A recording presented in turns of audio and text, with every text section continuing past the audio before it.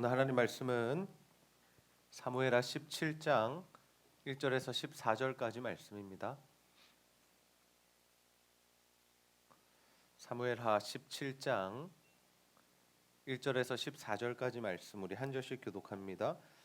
아히도벨이 또 압살롬에게 이르되 이제 내가 사람 12,000명을 택하게 하소서. 오늘 밤에 내가 일어나서 다윗의 뒤를 추적하여 그가 분하고 힘이 빠졌을 때 기습하여 그를 무섭게 하면 그와 함께 있는 모든 백성이 도망하리니 내가 다윗 왕만 쳐 죽이고 모든 백성이 당신께 돌아오게 하리니 모든 사람이 돌아오기는 왕이 찾는 이 사람에게 달렸음이라.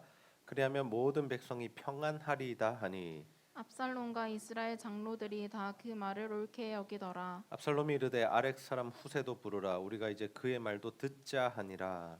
후세가 압살롬에게 이르매 압살롬이 그에게 말하여 이르되 아히도벨이 이러이러하게 말하니 우리가 그 말대로 행하랴. 그렇지 아니하거든 너는 말하라 하니 후세가 압살롬에게 이르되 이번에는 아히도벨이 베푼 계략이 좋지 아니하니이다 하고 또 후세가 말하되 왕도 아시거니와 왕의 아버지와 그의 추종자들은 용사라.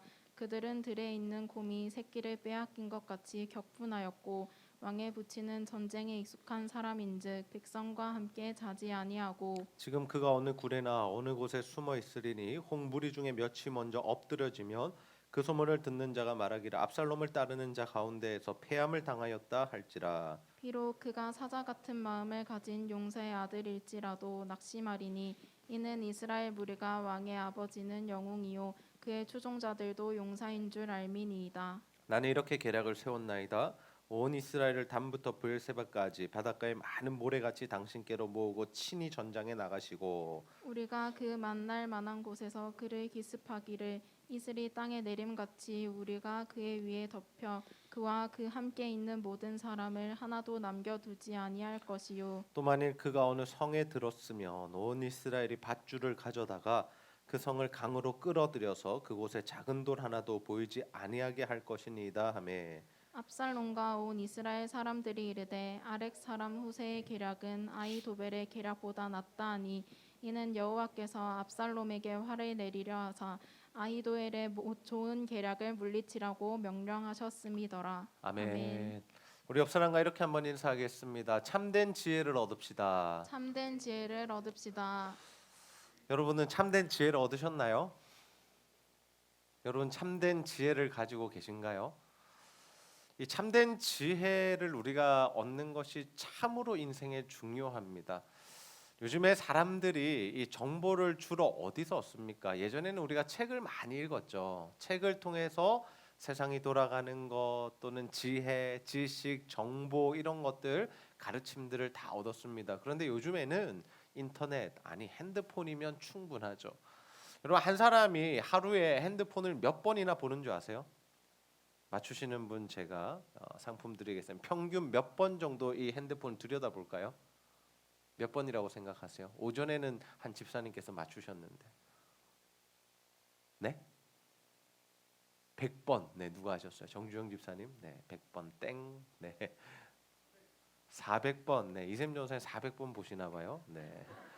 저런 분들 때문에 평균이 올라가는 겁니다. 네. 답이 없어 제가 말씀드릴게요. 평균 200번 본대요. 되게 많이 보죠. 근데 여러분 곰곰이 생각해 보세요. 아침에 일어나서 뭐부터 보세요? 핸드폰 보시죠. 시계 보시고 알람 끄시고 세상 어떻게 돌아갔나 보시고 오늘 아침에 일어나서 좀 뭐부터 확인하셨어요? 카카오톡이 되나 안 되나 확인하셨죠?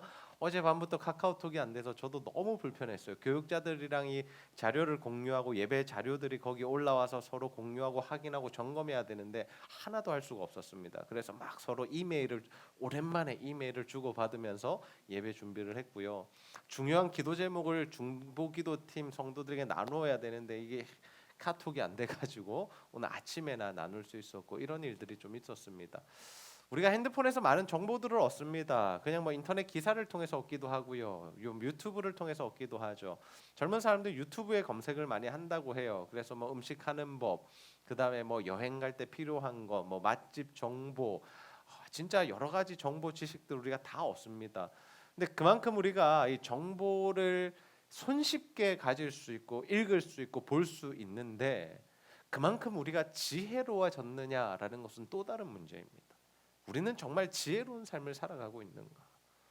성경이 말하는 지혜, 참된 지혜는 무엇이고 그 지혜를 얻는 방법은 과연 무엇이겠습니까? 압살롬은 다윗의 세 번째 아들이었습니다. 그런데 그 아들의 특징이 어떠했냐면 성경에 이렇게 기록합니다. 그는 용모가 준수했다라고 합니다. 잘생겼다는 뜻입니다. 압살롬의 이 머리끝부터 발끝까지 흠잡을 데가 하나도 없었다라고 합니다. 그리고 그에게서 가장 자랑거리가 되는 게 뭐였냐면 머리카락이었다라고 해요. 그래서 1년에 한 번씩 머리카락을 잘랐고 다윗이 또 잘라주기도 했고 그 머리카락이 참 아름다웠다라는 거죠. 뭐 지금 말로 하면 컬이 아름다웠든지 머릿결이 좋았든지 아무튼 그 당시에 사람들이 보기에도 야 압살롬 정말 멋지지 않냐? 특별히 좀 머리카락 봐. 이 정도로 소식을 들을 정도로 사람들이 평가할 정도로 아름다운 사람이 압살롬이었습니다. 여러분 이렇게 잘생겼다라니까 누가 떠오르세요? 누가 떠오르세요? 네? 이샘 전도사님 떠오르세요? 네, 그래요. 감사합니다. 뭐 BTS 생각나시나요? 잘생겼다 하니까 여러분 다윗왕 떠오르지 않으세요? 사무엘이 다윗을 딱 처음 봤을 때 뭐라 그래요?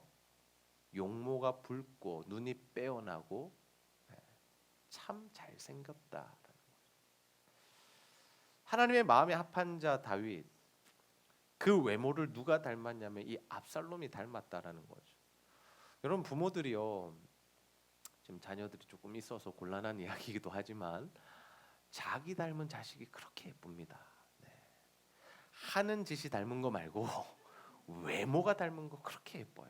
그래서 할아버지 할머니들 보면요, 제가 친탁을 했나 외탁을 했나 이렇게 유심히 쳐다봅니다. 왜요? 우리 핏줄, 나를 닮았고 내 아버지를 닮았고 내 자식을 닮은 그 아이에게 더 마음이 가는 거죠. 다윗의 마음이 그러했던 것 같아요. 압살롬을 보면서 너무 좋았던 거죠. 막 마음이 흡족했던, 잘생기고 나를 닮았고 뭐 리더십도 있고 참 좋았습니다.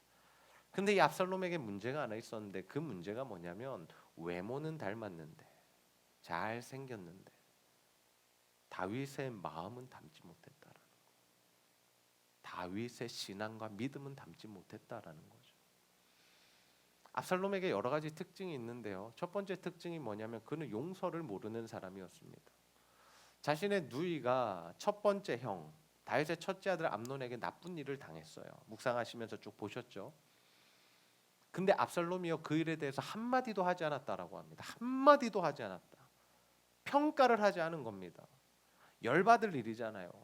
화가 나는 일이잖아요. 근데 아무 말도 하지 않았고 암논에게 뭐라 하지도 않았고 다말에게도 아무 말 하지 않았어요. 근데 이 압살롬이 어떤 일을 계획하냐면 자신이 양털을 깎을 때 왕자들을 초대해요. 형 동생들이죠. 그리고 누구를 죽이라고 명령하냐면 자신의 사람들에게 암논을 죽이라고 합니다. 죽여버립니다. 형을. 자신의 누이를 더럽힌 일로 인하여 복수를 한 거죠. 치밀하게 계획하고 복수한 겁니다. 이런 사람이었습니다. 용서를 모르는 사람. 다윗은 어떠했죠? 사울 왕이 아무리 자신을 죽이려 해도 그를 살려주고 용서해주는 사람이었죠. 뭔가 다르죠. 그리고 그는 굉장히 감정적인 사람이었고 자신의 감정만 소중했기 때문에 회개하지 않는 사람이었습니다. 암논을 죽이고 3년 동안 자신의 할아버지 집에 외할아버지 집에 가 있었습니다. 왜? 다윗이 화가 났으니까. 도망을 간 거죠.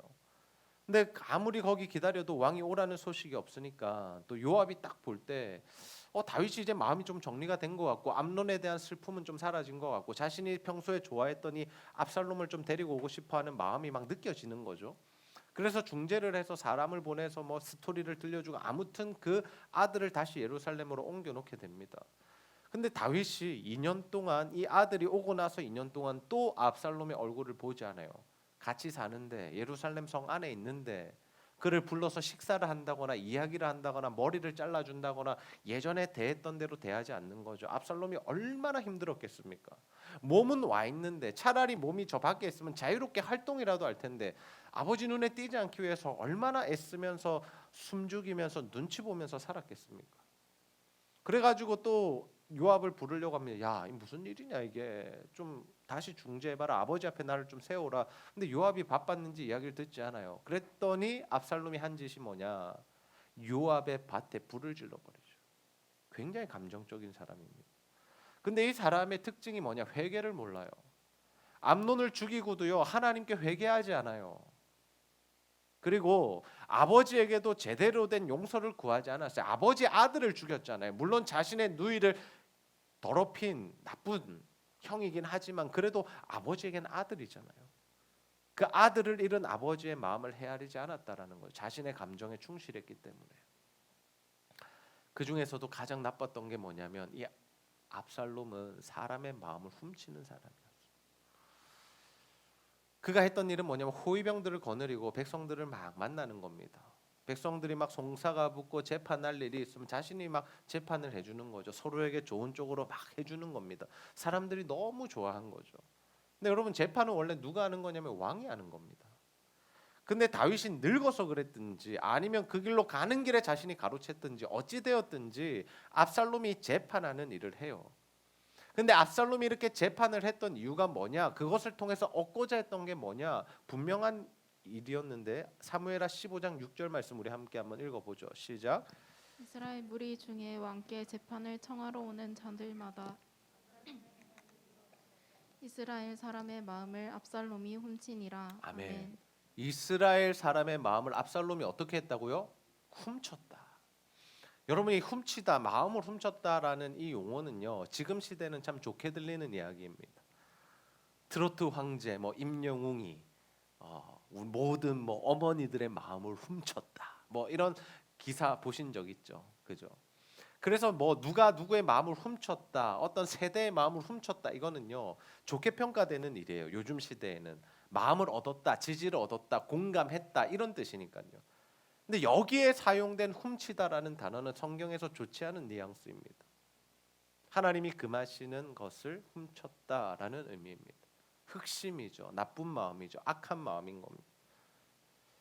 우리가 이런 사람들 조심해야 돼요. 우리 주변에도 이런 사람들이 있을 수 있어요. 꼭 정치인이 아니더라도.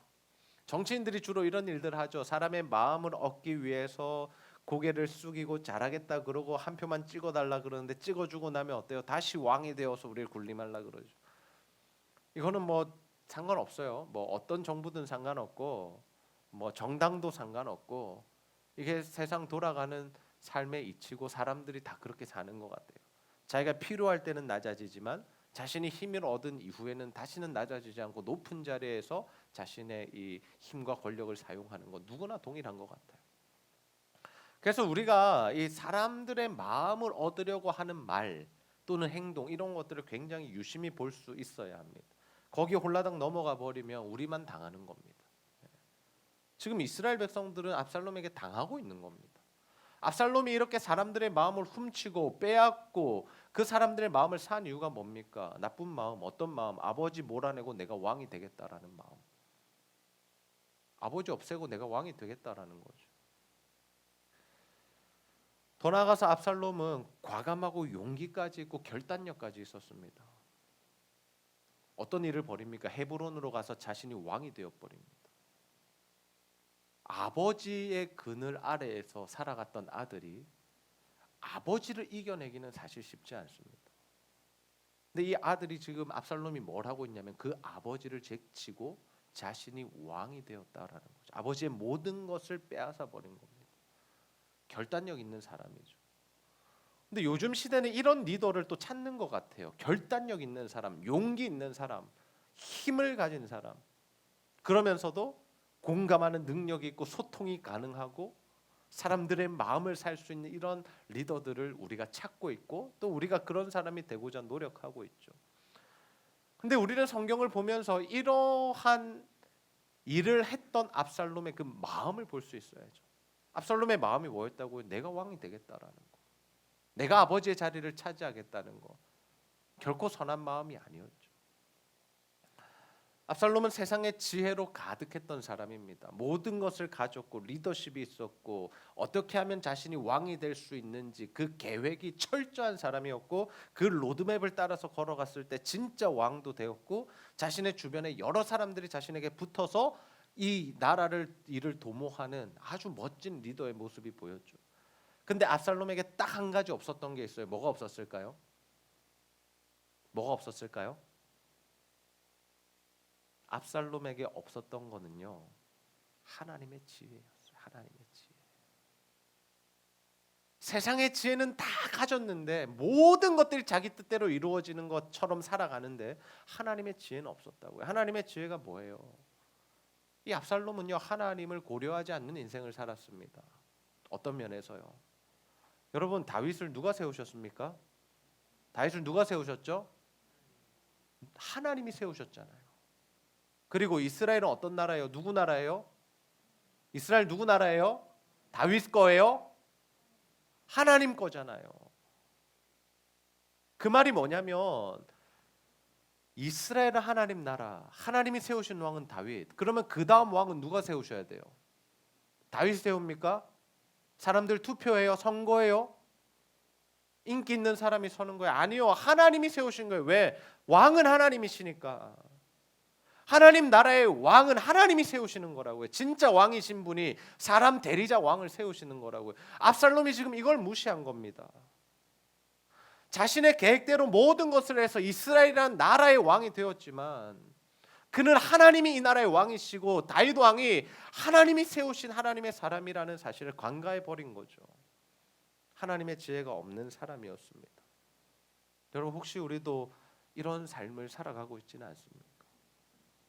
이런 삶을 추구하고 있지는 않습니까? 내가 세워놓은 목표가 있고 내가 생각하는 계획이 있고 내가 오랫동안 꿈꿔왔던 이루고자 하는 성취하고자 하는 일들이 있는데 그 일들을 나의 힘과 지혜와 능력으로 한 걸음씩 그 길을 걸어가면서 가까워지면서 내 인생은 성공했다라고, 나는 잘 살고 있다라고 생각하고 있지는 않나요? 그렇게 자신의 꿈을 이룬 사람들을 보면서 부러워하거나 나도 그렇게 되고 싶다라는 마음이 들진 않았습니까? 근데 압살롬과 전혀 다른 삶을 살았던 한 사람이 있죠. 바로 다윗입니다. 다윗은요, 아들이 반역하지 어떻게 합니까? 사람들 모아놓고 도망가자 그럽니다. 왜 도망갔을까요? 겁이 있어서요? 아니죠. 자신의 백성들끼리 싸우는 것을 원하지 않은 거죠. 어떻게든 전쟁이 일어나면 자신의 사람들도 죽고 압살롬을 따르는 사람들 죽는데 전부 다 하나님의 백성이고 전부 다 이스라엘 민족들 아닙니까? 그러니까 그게 싫었던 겁니다. 더 나아가서 더 궁극적으로 더 깊이 다윗이 그 전쟁 중에 피했던 이유가 있습니다. 그 이유가 뭐냐? 사무엘하 15장 25절 26절 말씀 함께 한번 읽어보겠습니다. 시작. 왕이 사독에게 이르되 보라, 하나님의 궤를 성읍으로 도로 메어 가라. 만일 내가 여호와 앞에서 은혜를 입으면 도로 나를 인도하사 내게 그 궤와 그 계신 데를 보이시리라. 그러나 그가 이와 같이 말씀하시기를 내가 너를 기뻐하지 아니한다 하시면 종이 여기 있사오니 선히 여기시는 대로 내게 행하시옵소서 하리라. 아멘. 아멘. 다윗이 도망을 가니까 그 제사장들이 언약궤를 메고 와요. 당연한 일이죠. 왜? 하나님이 세우신 왕이 가니까, 도망가니까 그곳에 가서 같이 있어야겠다라는 그 선한 마음으로 쫓아옵니다. 근데 다윗이 뭐라 그래요? 오지 마. 여호와의 궤를 돌려놔. 그러면서 했던 다윗의 기가 막힌 고백이 오늘 우리가 읽은 말씀입니다. 뭐예요? 하나님께서 내게 은혜를 입히시면 내가 돌아와서 여호와의 궤를 뵐 거야. 뭐가 더 높은 겁니까? 지금 다윗의 고백 속에서 하나님이 높아요? 지금 다윗 자신이 높아요? 하나님이 높아요. 하나님이 허락하시면 내가 돌아와서 다시 하나님의 궤 앞에 서서 묻고 기도하며 예배할 수 있을 거야. 근데 거기서 끝나지 않아요. 한마디 더 합니다. 그 고백이 뭡니까? 만약 하나님께서 기뻐하시지 않으면, 하나님께서 나를 돌아올 수 없도록 하셔도 그 선한 뜻이 이루어질 거라고, 나는 그것에 아멘 할 거라고 그 고백을 하고 있는 거예요. 다윗은 지금 모든 것을 자신이 결정하지 않아요. 압살롬은 전부 다 지가 결정하고 전부 다 지 뜻대로 되고 있는데 다윗은 누구에게 그 뜻을 맡기는 거예요? 하나님께 맡기는 겁니다. 하나님의 처분을 기다리는 겁니다. 하나님, 이런 일이 벌어졌는데요, 하나님, 나는 백성들이 싸우는 거 원하지 않아서 도망갑니다. 근데 하나님께서 은혜 입히시고 허락하시면 내가 돌아와서 다시 하나님 앞에서 왕으로 섬기겠지만 만약 그게 하나님이 기뻐하시지 않는 일이라면 나는 괜찮아요. 내 인생은 여기서 끝인 거죠 라는 그런 마음으로 지금 이 자리를 떠나서 도망을 가고 있다라는 거죠. 그럼 사람이 보기에 다윗은 굉장히 답답한 사람입니다. 답답해 보입니다. 결단력도 없고 용기도 없고 지혜도 없고, 아이고 바보 같은 놈. 아이 군사 모아가지고 압살롬 그 반역한 사람들 전부도 아니고 몇 명 확 쳐서 죽이면 될 것을 우리는 그렇게 생각하죠. 근데 다윗은 그것을 다 하나님께 맡기는 거죠. 여러분, 진정한 지혜가 뭐냐면요, 우리가 이 세상을 살아가면서 반드시 얻어야 될 하나님의 지혜가 뭐냐면요, 다른 게 아니라요, 공부 잘하고 돈 잘 벌고 어떤 주식에 투자하고, 이게 여러분 지혜가 아니라 진짜 지혜는 뭐냐면 하나님께 모든 것을 맡기는 것입니다. 아멘입니까? 네, 우리 옆 사람과 한번 인사합시다. 하나님께 모든 것을 맡깁시다. 하나님께 모든 것을 맡깁시다. 우리 머리가 돌아가잖아요. 이걸 어떻게 멈출 수 있냐고요. 돈 버는 길이 보이고요. 똑똑한 사람들은요, 자신이 성공하는 길이 보입니다. 누구와 친하게 지내면 내가 잘 될 거다, 전부 다 보여요. 목회를 하면서도 그런 유혹을 받는 것 같아요.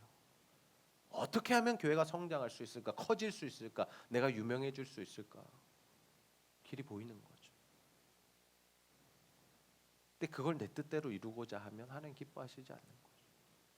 기다리는 겁니다. 하나님의 처분을 기다리는 겁니다. 하나님이 원하시는 일들을 하는 겁니다. 근데 여러분, 하나님의 처분을 기다린다는 게요, 굉장히 수동적이어 보이죠. 하나님이 다 결정하시고 나는 가만히 있고, 하나님 알아서 하십시오, 나는 뭐 할 거 없습니다. 아니요. 하나님께 맡긴 이후에 우리가 해야 할 일이 있는데, 그게 뭐냐면 바로 기도입니다. 기도. 다윗이 기도를 해요. 왜 기도를 하냐면, 압살롬 편에 누가 붙냐면 아히도벨이 붙어요. 모략가입니다.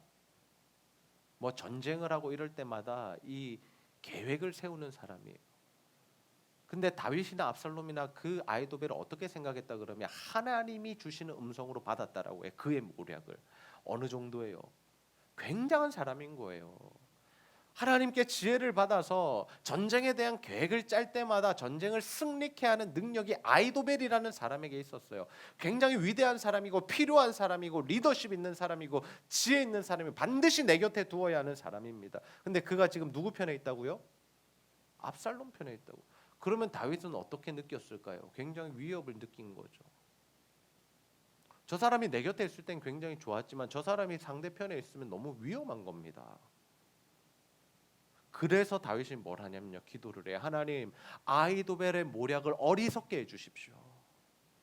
하나님, 아히도벨의 계략이 어리석게 해주십시오. 그가 분명히 모략을 짜서 우리와 싸움이 이제 일어나게 될 텐데, 하나님 그의 모략을 어리석게 해주십시오. 다윗이 적극적으로 기도하고 있는 거예요. 그리고 누구를 배치하냐면 거기 후세를 배치합니다. 후세가 다윗을 쫓아오라 그래요. 그도 모략가 중에 하나였는데 의리가 있죠. 근데 다윗이 볼 때 너무 늙었고 데리고 가는 것조차 힘이 드니까, 당신 여기 남아서 압살롬 편인 것처럼 해서 그의 모략을 패하는 일에 당신이 힘을 쓰십시오라고 하고 전략적으로 후세를 거기에 남깁니다. 이게 하나님의 사람들이 써야 하는 전략인 거예요.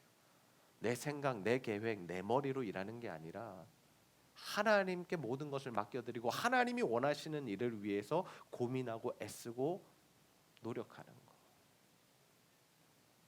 우리가 하나님의 일을 할 때 하나님께 모든 것을 맡겨드렸다고 하면 가만히 있는 게 아니에요. 감이 떨어지기를 기다리면서 앉아 있는 것이 아닙니다. 최선을 다해서 일해야 합니다. 최선을 다해서 성실하게 맡겨진 일들을 감당해야 합니다. 근데 그 일들이 나의 열심과 내 뜻을 이루기 위한 일이 아니라 하나님의 일과 하나님이 원하시는 일들이라면, 세상 사람들이 보기엔 똑같이 열심히 사는 것처럼 보이지만 그들은 전혀 다른 삶을 살고 있는 거죠. 여러분, 어떤 삶을 살고 있으세요? 전자입니까? 후자입니까?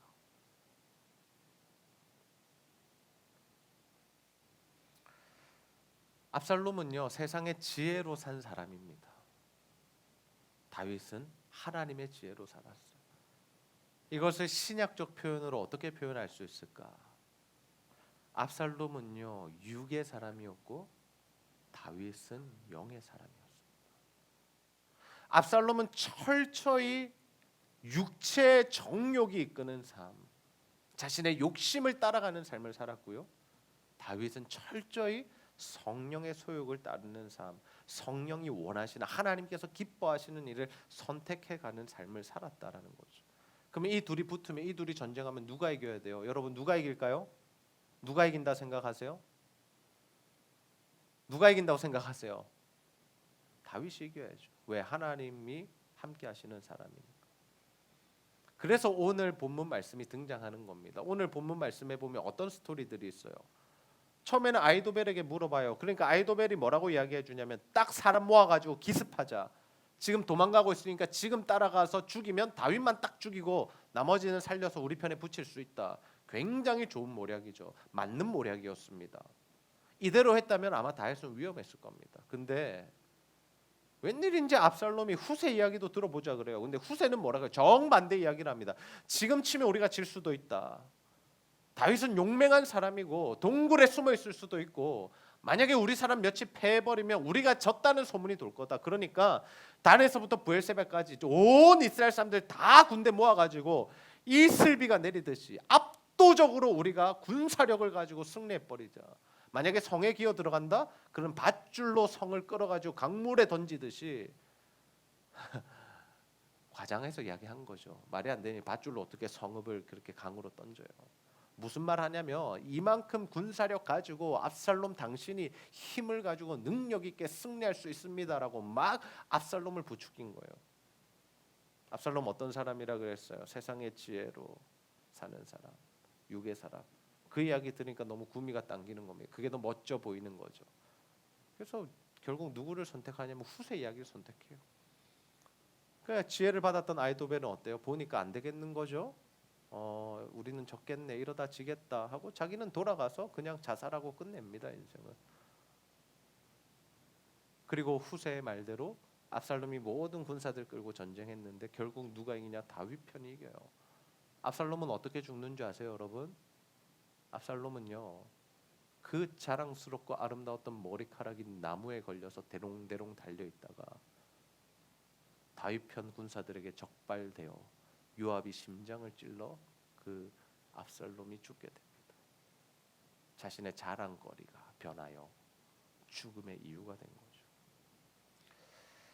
여러분, 세상의 지혜로 가득했던 압살롬이 패하게 됐던 결정적인 이유, 성경은 이렇게 표현합니다. 사무엘하 17장 14절 중반절 보시면, 이는 여호와께서 압살롬에게 화를 내리려 하사 아히도벨의 좋은 계략을 물리치라고 명령하셨습니다. 누가 개입하신 거예요? 지금 하나님 개입하신 거예요. 어떻게? 아히도벨의 계략을 물리치고. 근데 궁극적으로 하나님이 이 아히도벨의 계략을 물리치신 이유가 뭐냐면 압살롬에게 화를 내리려 하셨기 때문이다. 여러분, 세상의 지혜로 사는 사람들 당장에 잘 나가 보여도요, 결국에 어떻게 되는 줄 아세요? 다 무너집니다. 다 무너집니다. 예수님 말씀하셨잖아요. 모래 위에 지은 집은 바람 불면 다 쓰러져요. 아무리 휘황찬란하고 멋지게 지어놔도. 여러분 인생도 마찬가지예요. 내가 아무리 좋은 스펙을 쌓고 내가 아무리 열심히 살고 좋은 대학을 가고 뭐 내가 아무튼 원하는 거 다 이루었다고 그게 영원히 여러분들의 어떤 근거가 되지 못합니다. 1층짜리 집을 짓더라도요, 투박한 집을 짓더라도요, 하나님의 말씀 위에 예수 그리스도 위에 여러분의 집을 지으시면, 인생이라는 집을 지으시면 그 경고가 튼튼하여서 바람이 오나 비가 오나 쓰러지지 않지만, 예수라는 근거 없이 여러분의 생각, 기대, 여러분의 어떤 꿈, 여러분의 계획을 위해서 그 인생을 쌓아 올리면 하나님이 한번 불어버리시면 한순간에 무너져 내릴 수 있는 것이 우리 인생이다라는 거죠. 기초가 중요한 겁니다. 하나님 중심, 예수 그리스도 중심, 복음 중심, 성령 중심이 아니고는 다 무너져 내립니다. 그래서 우리는 하나님의 지혜를 얻어야 합니다. 하나님의 지혜가 뭐예요? 하나님께 맡기는 거예요. 이번 주와 다음 주가 저에게 목회 연구 기간이고 굉장히 중요한 기간입니다. 굉장히 중요한 기간입니다. 내년의 사역을 준비함과 동시에 하나님께서 어떤 길로 가기를 원하시는가를 들어야 하는 시간이기 때문이에요. 근데 하나님께서 제 계획대로 움직이게 하시지 않더라고요. 제가 원하는 대로 시간을 쓰게 하시지 않더라고요. 하나님께서 만나야 될 사람들 만나게 하시고 그들로부터 듣게 하시고 또 하나님께서 보게 하시는 부분이 있고 느끼게 하시는 부분이 있었습니다. 하나님께 맡겨드리는 겁니다. 내 시간도 내 계획도. 모든 것은 다 하나님께 있는 겁니다. 나에게 있지 않습니다. 여러분 내년에 계획을 세우시든지 또는 5년, 10년 여러분의 인생의 길들을 계획하시든지 다 동일한 일입니다. 하나님 안에서 계획하십시오. 하나님이 뭘 원하시는지를 물어보십시오. 조금 더디게 생각되더라도 하나님이 알려주시는 대로 가야 여러분의 인생이 안전할 수 있습니다. 이 다윗은요 예수님을 보여주는 예표입니다. 그림자입니다. 그래서 다윗이 완전하게 예수를 닮았다라는 것이 아니라 다윗의 어떠한 모습 또는 신앙의 고백, 삶이 예수 그리스도와 연결이 된다는 것이 바로 예표, 그림자의 개념인데요. 이 다윗이 어떻게 예수님의 예표가 되느냐? 예수님께서 이 땅에 오셔서 보여주신 모습이 무엇입니까? 십자가를 지고 죽으신 거죠. 여러분 세상 사람들이 생각할 때 십자가는 미련한 것이고요, 바보 같은 짓이고요, 패배한 것입니다. 로마 군인들이 생각했습니다. 저 패배자라고.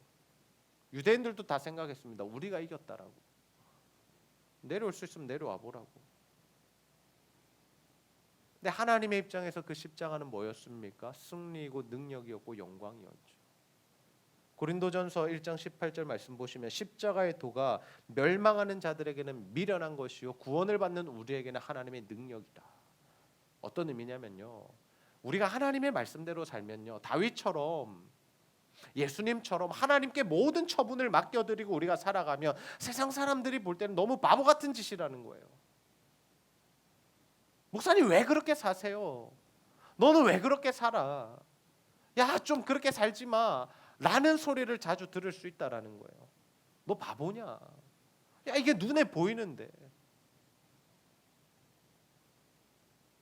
근데 하나님은 뭐라고 말씀하세요? 그게 능력이야. 그게 진짜야. 거기로 가야 살아. 내가 높여줄게. 걱정하지 마. 여러분 우리 인생 앞에는 늘 두 가지의 길이 펼쳐집니다. 여러 가지 방면들이 있는 것 같죠? 딱 두 가지로 요약됩니다. 뭐냐? 세상의 지혜를 따를 거냐, 하나님의 지혜를 따를 거냐입니다. 내가 원하고 내가 꿈꾸는 바를 성취하며 살아갈 거냐, 아니면 하나님의 원하시는 것이 무엇인지를 묻고 그 길을 걸어갈 거냐. 당장에 볼 때는요, 세상의 길을 걸어가는 것이 이득되고 유익인 것 같아요. 일이 풀리고 높아지고 인정받고 잘 살게 되는 것처럼 보이거든요. 동일하게 예수님의 길, 하나님의 길을 따라가면요, 안 되는 것처럼 보여요. 손해봐야 하고요, 바보 취급 당해야 되고요, 느려 보이는 것 같고요, 다른 사람과 비교 당하고요. 그 결과를 보셔야 돼요. 여러분 멀리 보실 수 있어요. 인생을 멀리 보셔야 되고 인생뿐만 아니라 우리의 영혼을 보실 수 있어야 돼요. 압살롬은 왕이 되었지만 하나님의 지혜를 따르지 않아서 죽었습니다. 그러나 다윗은 도망갔지만 하나님을 선택했기에 하나님이 다시 그를 왕으로 세우시고 다시 그를 통치하게 하셨다라는 거죠. 여러분 날마다 여러분 앞에 이 선택의 길이 열릴 것입니다. 하루하루를 살아가면서, 직장 생활을 하면서, 학교를 다니면서, 부모와의 관계 속에서 여러분의 인생을 계획하시면서 세상의 지혜를 선택할 것이냐, 하나님의 지혜를 선택할 것이냐. 여러분 부디 하나님의 지혜를 선택하는 자들이 다 되시기를 소원합니다. 그래서 여러분의 힘과 능력과 지혜로, 여러분의 꾀로, 여러분의 인간적인 생각으로 스스로 잘 살아보겠다고 하다가 멸망하고 주저앉는 인생 되지 마시고 정말 하나님의 지혜 붙드시고 하나님께 맡기시고, 그 당장에는 손해보는 것 같고 힘들어도 결국에는 하나님이 높이시고 하나님께서 힘주시고 하나님께서 영화롭게 하시는 그 귀한 삶을 살아가는 우리 제자들교회 모든 성도님들 되시기를 주님의 이름으로 축복합니다. 우리 시간 함께 십자가를 참으신 찬양 부르고 말씀을 들고 기도합니다.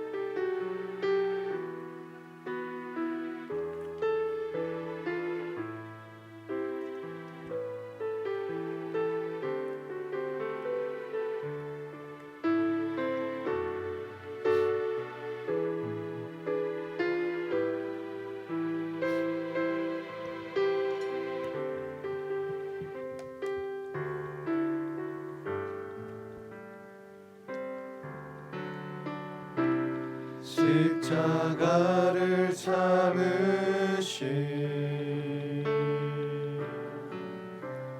어린 양 예수,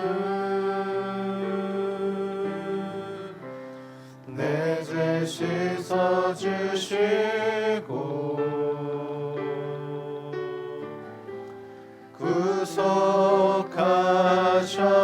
구속하셨네. 어둠을 물리치신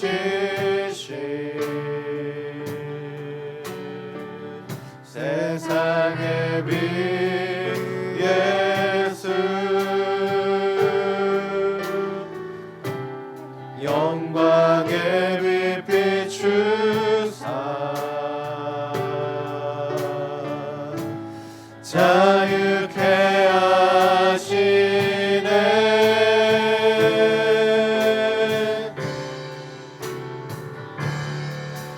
예수 하나님의 완전한 사랑, 예수 하나님의 값없는 은혜, 예수 하나님의 놀라운 지혜, 아름다운 그 이름 예수. 십자가를 참으신, 십자가를 참으신 어린 양 예수, 내 죄 씻어주시고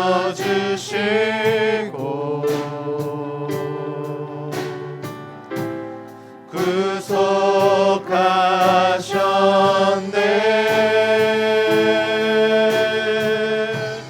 어둠을 물리치신 세상의 빛 예수, 영광의 빛 비추사 자유케 하시네. 함께 고백합시다. 예수, 예수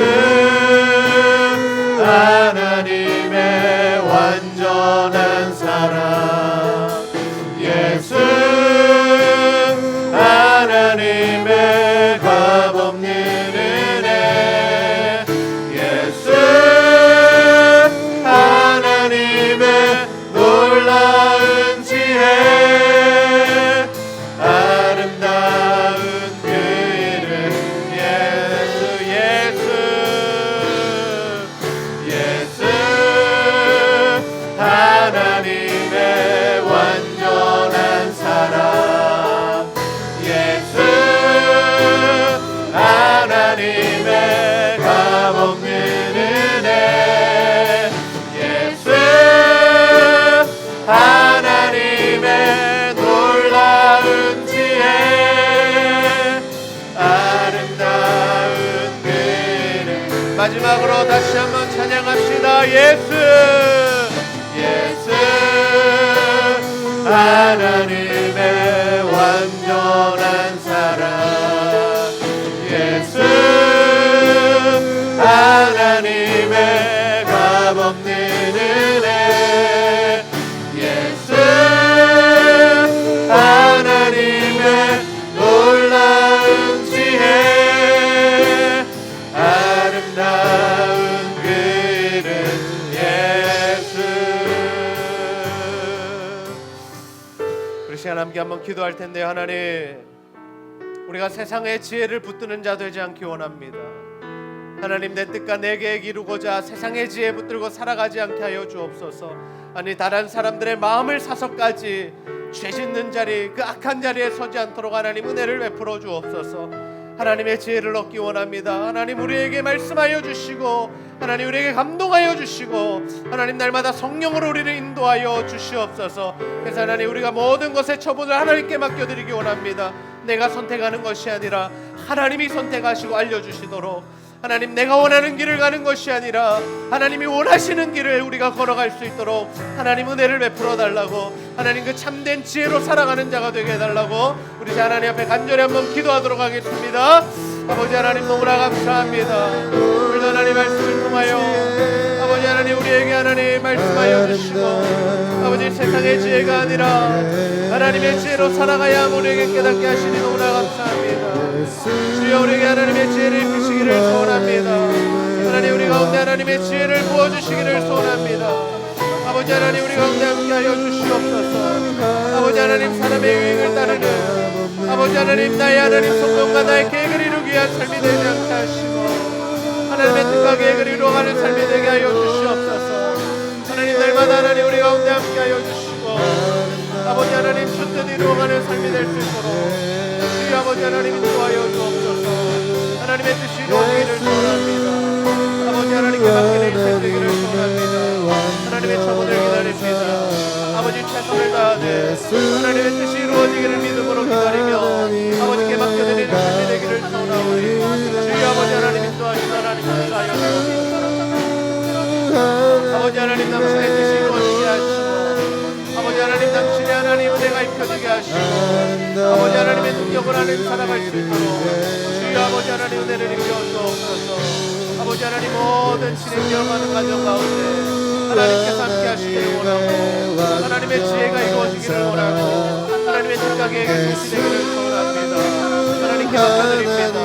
하나님이 일하여 주시옵소서. 하나님이 역사하여 주시고 가장 선한 길로 하나님 인도하여 주시기를 소원합니다. 하나님의 지혜를 도하시기를 소원합니다. 하나님의 지혜를 덧입히시기를 소원합니다. 하나님의 지혜를 더하여 주옵소서.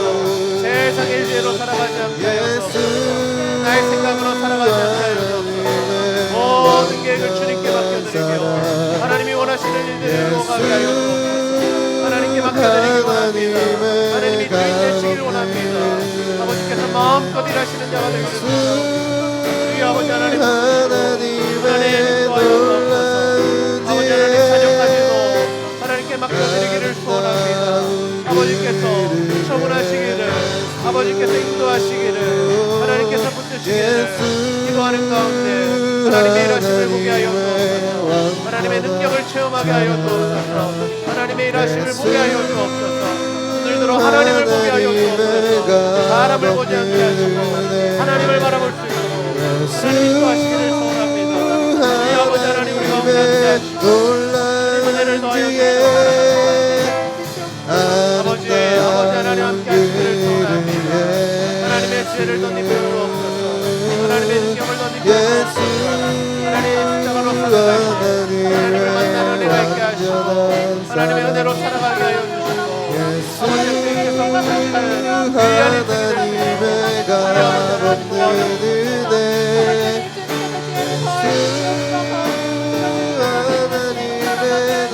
날마다 하나님의 길을 인도하시고 인도하여 주시기를 소원합니다. 아버지께서 인도하여 주옵소서. 하나님 사람의 계획을 내려놓습니다. 사람의 생각이 아니라 하나님의 뜻이 이루어지게 하시고 하나님의 계획이 이루어지게 하여 주옵소서. 하나님 붙들어 주시옵소서. 하나님 인도하여 주옵소서. 하나님의 감 없는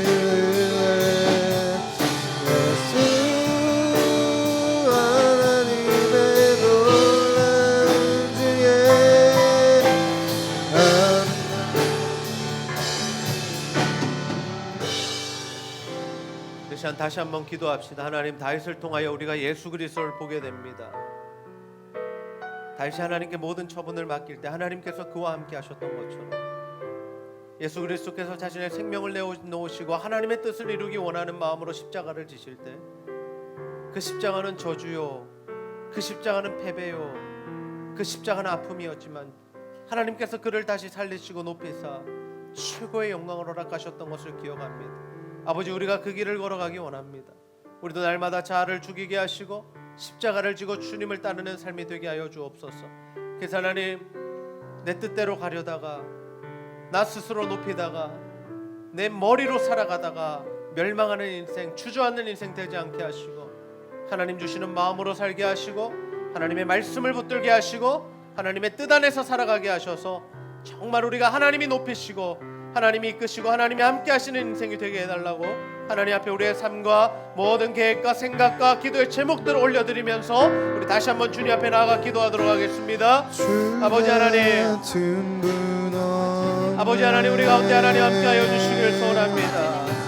아버지 하나님, 날마다 자아를 죽이고 아버지 하나님, 주님이 원하시는 길을 걸어가게 하여 주옵소서. 아버지, 이 생활 하나님, 나의 생각과 나의 계획을 하나님 내려놓게 하시고 하나님의 뜻과 하나님의 계획과 하나님이 원하시는 일들이 이루어질 수 있도록 주여 아버지 하나님 도와주시고 함께하여 주옵소서. 아버지 은혜 입히시기를 소원합니다. 아버지 은혜 입히시기를 소원합니다. 하나님 말씀하여 주시기를 소원합니다. 하나님 감동하여 주시기를 소원합니다. 아버지가 이끄시는 대로 걸어가기를 소원합니다. 당장에는 아버지 하나님 열매가 보이지 않더라도 하나님 주신 열매는 언젠가는 하나님 성취된다는 사실을 믿으며 주 뜻대로 걸어갈 수 있도록 힘과 지혜와 용기로 하나님 함께하여 주시옵소서. 하나님 아버지 은혜 베푸시길 주께 영광 돌리세 주께 영광 돌리세 예수 하나님의 완전한 사랑 예수 하나님의 가본 은혜 예수 하나님의 놀라운 지혜 아름다운 그 이름 예수 하나님의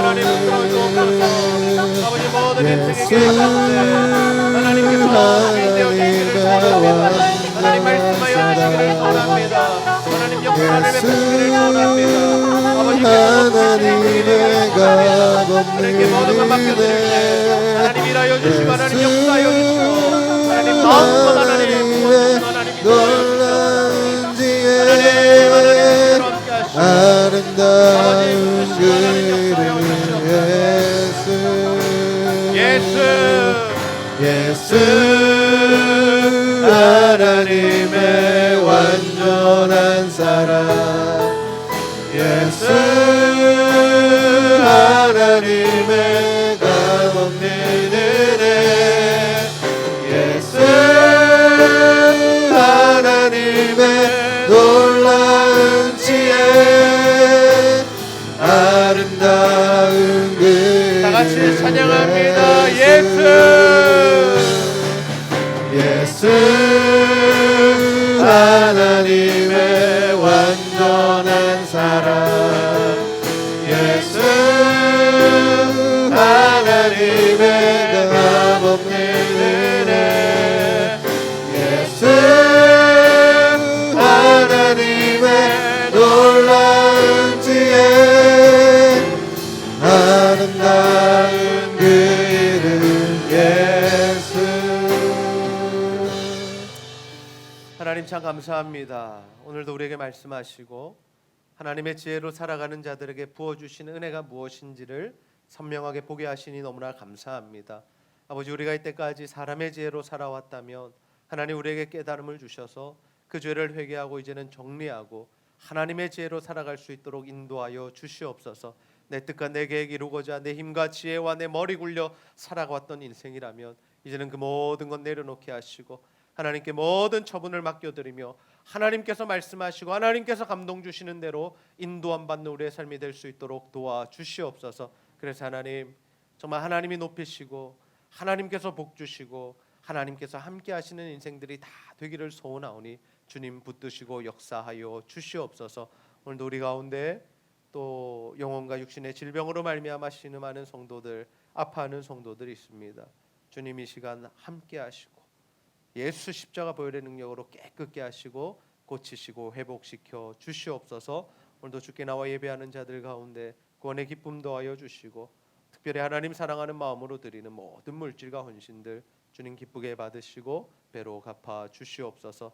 특별히 우리 성도 가운데 김성진 성도 또 입원하여 치료 중에 있습니다. 아버지 하나님께서 은혜 베푸셔서 회복될 수 있도록 또 하나님의 살아계심을 나타낼 수 있도록 하나님 인도하여 주시옵소서. 감사드리며 예수님의 이름으로 기도하옵나이다. 아멘. 다 같이 일어나서 우리는 주의 움직이는 교회 함께 찬양하겠습니다.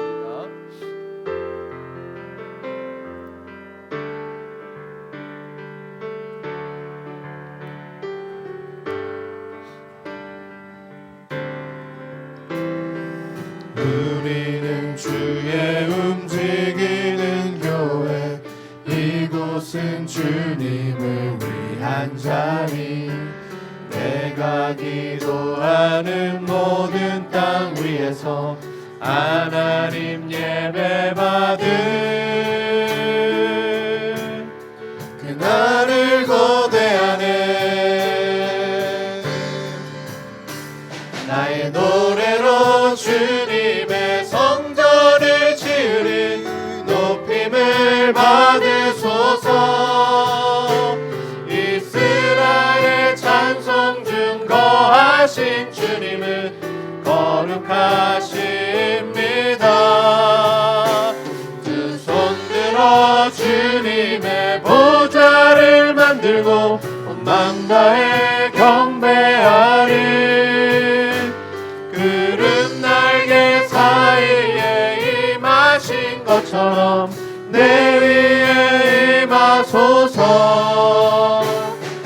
하나님 우리가 이곳에 섰으니 이 땅을 치유하소서 하나님 우리가 어디에 있든지 주를 높이리다 열방들아 주님을 송축할지어다 그 발 안에 입맞추라 영원한 통치자 주 예수 그리스도 그는 위대하시와 우리는 주의 움직이는 교회 이곳은 주님을 위한 자리 내가 기도하는 모든 땅 위에서 하나님 예배 받은 그날을 고대하네 이제는 주 예수 그리스도의 은혜와 하나님의 사랑과 성령의 교통하심이 세상의 지혜를 붙들고 살아가다 멸망하고 주저앉는 인생이 아니라 하나님의 지혜를 붙들어 하나님께 모든 것을 맡겨드리며 하나님 말씀과 성령 주시는 감동 따라 살아 하나님이 높이시고 하나님이 채우시고 하나님께서 함께 하시고 하나님이 복 주시고 하나님께서 은혜 입히시는 삶을 살아가기를 소원하는 제아들교회 모든 성도들과 이 자리에 머리 숙인 자들 위해 영원토록 함께 있을지어다. 아멘.